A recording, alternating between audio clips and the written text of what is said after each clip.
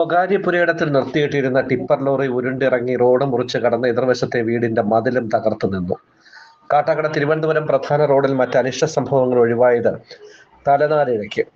ഇന്ന് ഉച്ചയ്ക്ക് 12:30-യോടെയാണ് സംഭവം. സ്വകാര്യ പുരയിടത്തിൽ നിർത്തിയിട്ടിരുന്ന ടിപ്പർ ലോറി ആളില്ലാതെ തനിയെ ഉരുണ്ടിറങ്ങി റോഡ് മുറിച്ചു കടന്നാണ് മതിലിടിച്ചു നിന്നത്. കോൺഗ്രസ് നേതാവ് കാട്ടാക്കട രാമുവിന്റെ കുടുംബ വീടിന്റെ മതിലാണ് തകർന്നത്. RTO ടെസ്റ്റ് പണിക്കായി നിർത്തിയിട്ടിരുന്ന ടിപ്പറാണ് തനിയെ ഉരുണ്ടിറങ്ങിയത്. ടിപ്പർ ഉരുണ്ടു വരുന്ന സമയം ഏറ്റവും തിരക്കേറിയ റോഡിൽ മറ്റു വാഹനങ്ങളും കാൽനട യാത്രക്കാരും ഉൾപ്പെടെ വരാത്തതും സമീപത്തെ ബാങ്ക് അവധിയായിരുന്നതുമൊക്കെ മറ്റ് അനിഷ്ട സംഭവങ്ങൾ ഉണ്ടാവാതെ കുറച്ചു. ടിപ്പർ മതിലിടിക്കുന്നതിന് സെക്കൻഡുകൾക്ക് മുമ്പാണ് രാമുവിന്റെ സഹോദരി മിനി ഇവിടെ നിന്ന് വീടിന്റെ വശത്തേക്ക് പോയത്.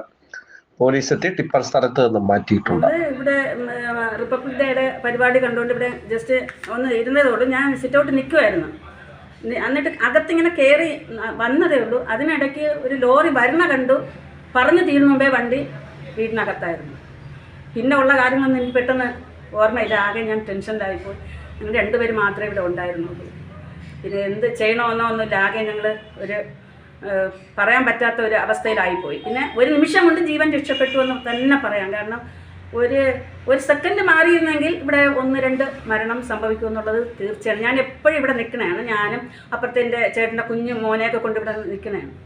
ഇന്നെന്തോ ജസ്റ്റ് ഇങ്ങനെ കയറി അത് ഞങ്ങളെ ജീവൻ രക്ഷിക്കാനുള്ള ഒരു ദൈവത്തിൻ്റെ ഒരു ഇതായിരിക്കുമെന്ന് വിചാരിക്കണം. ഭാഗ്യം കൊണ്ട് ജീവഹാനി സംഭവിക്കാത്തൊരു അപകടമാണ്. അശ്രദ്ധയാണ് ഇതിൻ്റെ പിന്നിലെ കാര്യം.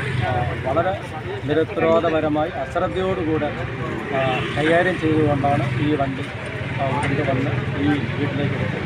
ഈ വീട്ടിൽ എപ്പോഴും ഫ്രണ്ടിൽ ഒരു പൊടി കുഞ്ഞ് മുറ്റത്തിനൊക്കെ ഉള്ള ഒരു വീടാണ്.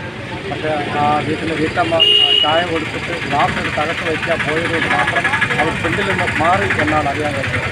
അല്ലെങ്കിൽ വളരെ അപകടകരമാവുമായിരുന്നു. തീർച്ചയായിട്ടും അതൊന്നും ഉണ്ടാകാതെ ഒരുപക്ഷെ ദൈവം കാത്തു എന്ന് പറയാം. പക്ഷേ ഇത്തരത്തിൽ അശ്രദ്ധയോടുകൂടെ റോഡ് സൈഡിൽ വണ്ടി പണിയുന്നതും അതിനുള്ള അനുവാദം കൊടുക്കുന്നതും അധികാരികൾ ശ്രദ്ധിക്കണം എന്നാണ് എനിക്ക് പറയാൻ.